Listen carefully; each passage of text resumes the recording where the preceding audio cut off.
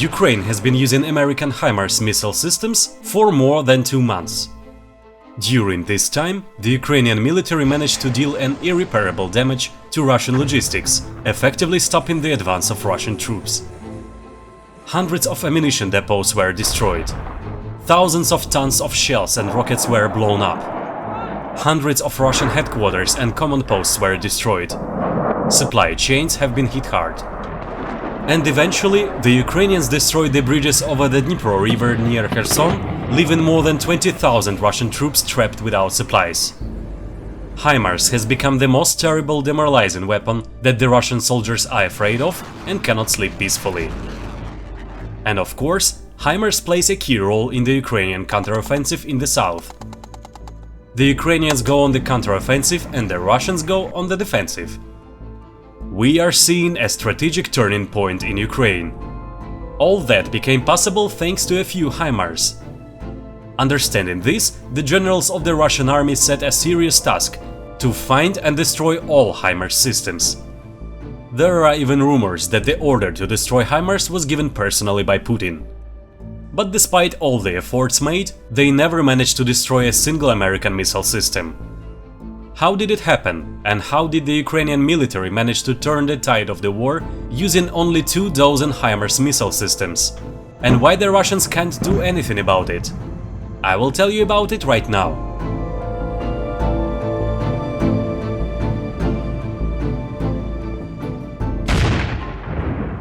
Let's first briefly consider why the American HIMARS is superior to all similar Russian types of weapons. Russia has a wide range of multiple launch rocket systems. The youngest of them is Grad, which translates as hail. It launches small rockets covering enemy positions at a distance of up to 15 kilometers. Then come Uragan systems. They use larger rockets and shoot a little farther. At the top is Smerch missile system, which can fire 300mm rockets at a distance of up to 120 kilometers. If you look at their work, it may seem that this is a very terrible weapon. In a sense, it is. But all Russian missile systems are inferior to one American HIMARS. And that's because HIMARS has a really high accuracy of shooting. So that you understand how serious this advantage is, I will illustrate this for you. Let's say the Russians want to destroy a Ukrainian object under the symbol X at a distance of 100 kilometers. The accuracy of Smerch system at such distance is from 1 to 2 kilometers.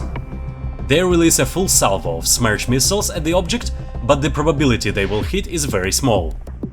In order to destroy this object, you need a lot of missiles. That is why you can often see in the footage how the Russians use several Smerch systems at once. Then the probability that at least one missile will hit the object increases. According to Ukrainian estimates, the Russians need to use about 300 Smerch missiles to destroy one Ukrainian object. We see indirect evidence of this in the Ukrainian fields. If you carefully look at the footage from the Ukrainian fields, you will find that they look like a sieve. They are littered with meaningless rocket hits. The Russians are wasting thousands of ammunition. Shooting with Russian MLRS is like taking a lot of pebbles in the palm of your hand and then trying to hit a small target with them, such as the bottleneck. At the same time, HIMARS can hit any target with just one missile. The HIMARS missile accuracy of hitting is 1 meter.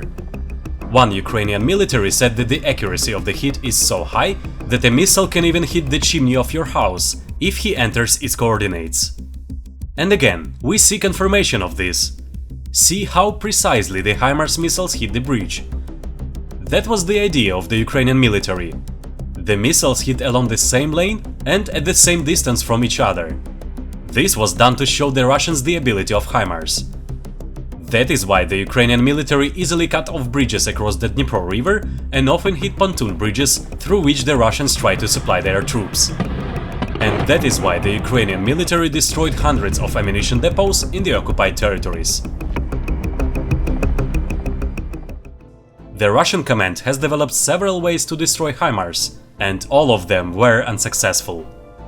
At first, they tried to figure out the location of HIMARS from satellites and destroy them with their precision-guided Caliber missiles.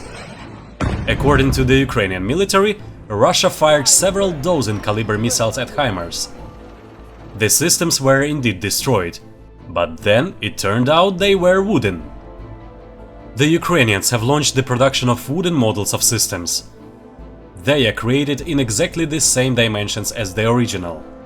Then they are covered with metal sheets in the same color, and there is a special device that generates heat inside.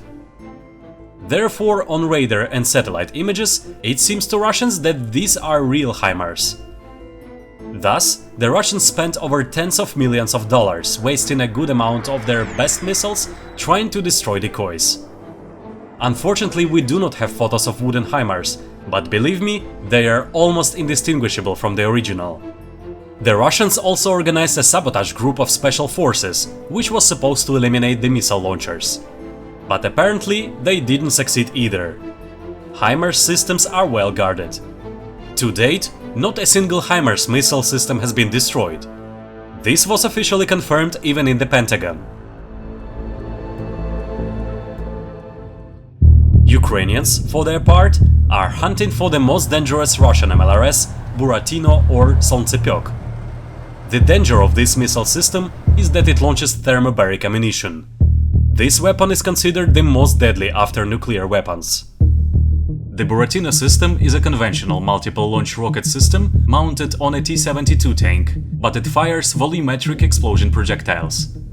The ammunition has two charges. Upon hitting the target, the first explosive charge opens the container and sprays the combustible mixture in the form of a cloud. This cloud can penetrate any openings in buildings or defenses that are not hermetically sealed. The second charge then ignites the cloud, resulting in a huge fireball in a fraction of a second, a powerful blast wave, and a vacuum that absorbs all the surrounding oxygen. After an instantaneous detonation, the pressure rises sharply and drops below atmospheric pressure. Thus, even if the enemy managed to survive after the explosion, the pressure drop leads to his guaranteed death from the rupture of internal organs. Even if the soldiers are in fortified shelters, they can still die from pressure drops and lack of oxygen. Some soldiers who miraculously managed to survive said that at one moment you feel that all the air disappears and you cannot take a breath because there is no oxygen around. This happens because all the oxygen burns out in the affected area, going into a chemical reaction. A vacuum is formed for a while, and because of this weapon is also called a vacuum bomb. What makes this weapon even scarier is the fact that it is not accurate. The Buratino missile system was not designed for precise shooting. It should cover entire areas, burning everything that is there. It is almost impossible to survive in the zone of destruction of Buratino missiles, except possibly by a miracle. The system can launch 24 missiles at once, caliber 220mm, and cover an area of 4 hectares. It is good that the fire range is limited to 6 kilometers. This limits their use exclusively in the combat zone. The Ukrainians not only managed to destroy these systems, but sometimes capture them and then use them against the Russians.